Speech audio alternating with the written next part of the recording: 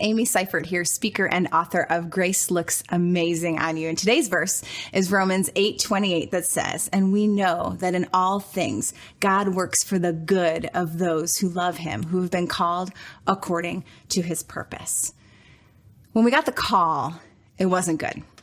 The doctor on the other end said Crohn's disease, and I didn't even know what that was, but it didn't sound good. It was the diagnosis for our 11-year-old boy at the time. And over the next few weeks, I got a few messages with people sending this verse to me, but it wasn't comforting to me because the situation wasn't good.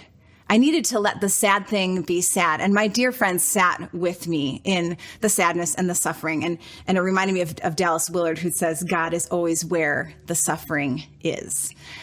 But then I started to ask some questions. How is this chronic disease good? And maybe you've asked that too. How was this abuse good? How is this divorce good? How is this injustice good?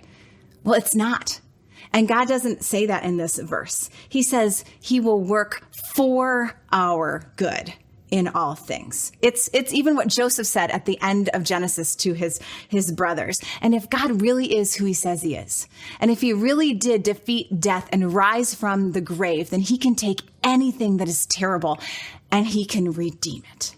This verse also says that for those who love God and who are called according to his purpose. And maybe today you're wondering, am I called according to God's purpose? And I want to assure you, yes, you are. Jesus stood up in front of a whole crowd and he said, if anyone is thirsty, come to me and I will give him living water. You can come to Jesus and restore your relationship with him. So today, two things. Weep with those who weep. Sit in the suffering. Don't be afraid of the suffering, and be there in the dark with your friends. And to take heart. All things are not good, but we have a good God in all things.